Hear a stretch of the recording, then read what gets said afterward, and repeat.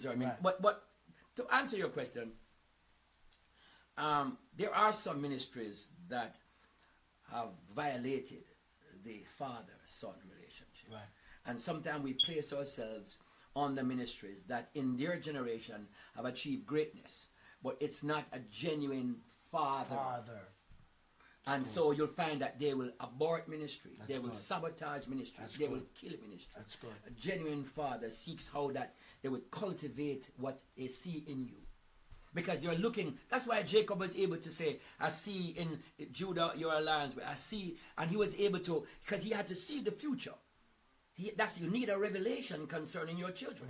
And it says when you're looking with the objective to see. You need a revelation. You need a revelation. My Some things, you grasp, through me sitting down and telling you what I'm about. But if you really are a genuine father, you are going to be seeking, how can I help to facilitate this son and help to train it up in that way it should go, to determine where its lean is. And this is a teacher, or this is a missionary. This one here is called, there's a prophetic anointing, that there is this apostolic call. And so you can be able to kind of give guidance and lend direction.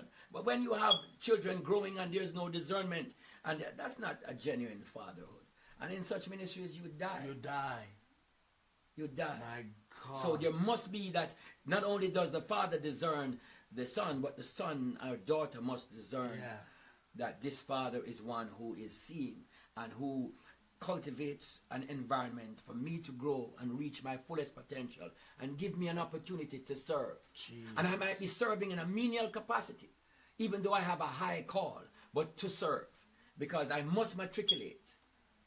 I must expand and I must grow. But if you have no ministry opportunity to serve, even as an usher, even something whereby you're able, a platform whereby you're able to release and to grow and to feed the body, and it nurtures itself in love. If there's no recognition, there's no recognition. No, then you have to probably consider that's not so. Right. And don't get me wrong, there are those who prematurely leave from under authentic, genuine fatherhood. That's where I was going next. Because they are impatient and they want to run off prematurely. And hence, sometimes they die in that process. Wow. Because the developmental stage has not really been there where they are able to. Everything that God would pour into them from the Father's point of view has not been given for them to have the stamina. The stamina. Shoo. So they may start off, but if they have not the integrity, they have the honor. Because you have a lot of people today with great anointing. Yes. I mean, great Work grace. Work that.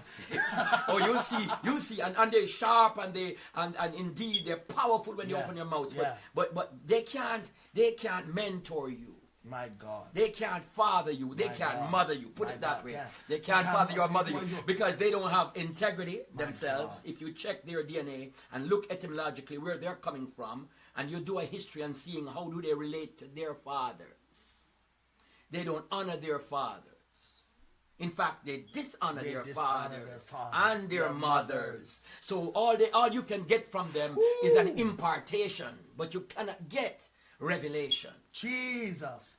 That's good. Please say that again. No. Because all they can do is to be able, either by the release to the laying on of hands or by the spirit of that house, being able for you to do. You'll end up sounding like them and all of that, but their DNA is not in you, because what builds true character, the integrity, the honor, the humility, the sincerity, the genuineness, the reality, so to speak, that when you come under pressure, you'll find that there are some deficiencies in their character, and they can't teach you how to endure hardness as a good soldier.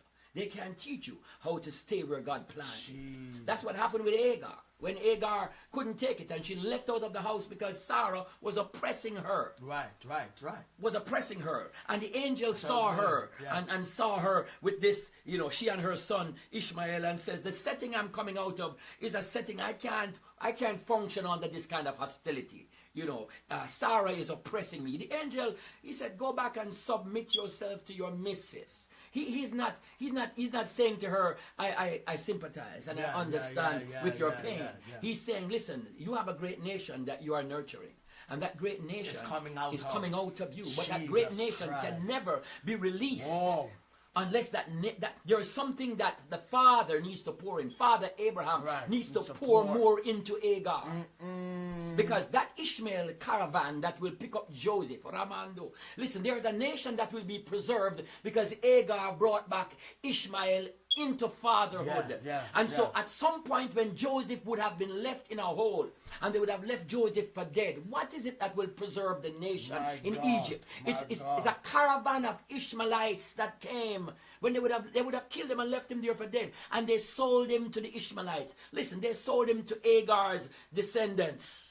And it is that same descendant that preserved him, brought him into Egypt, that he was able to preserve the nation. So you are actually carrying one seed, but that seed needs to remain in that same hostile environment until it is developed, until it gains stamina and endurance. So even though Hagar said, I can't take it, I'm leaving this ministry, because you can leave prematurely. And what the angel said, and that word angelos means messenger, and this might be for somebody right now, return and submit yourself. Yeah. Return and submit yourself. Because when you leave, you will leave with your inheritance. You will leave fully with your inheritance. You will leave. We'll have a send-off party for you. You will receive your walking papers. Anytime you open your mouth and say that's where you're coming from, that platform that you're placed on will always be honorable. Yes. Honorable, because then we will know that you left in right standing. Mighty God. And it's not just a matter of the protocol. It's a matter of the spiritual, the order. The God order of the from spiritual thing. You've honored father. You've honored mother. And so now, indeed, your days will be long. You can be assured of sustaining and lasting ministry. Yeah. And it shall be well with you. You'll walk in favor. You'll Yeah. walk in favor. Blessings will come your way. But as anointed as you are, the limit you have placed over your life, a brass ceiling. Jesus. And like Reuben, you only be a few.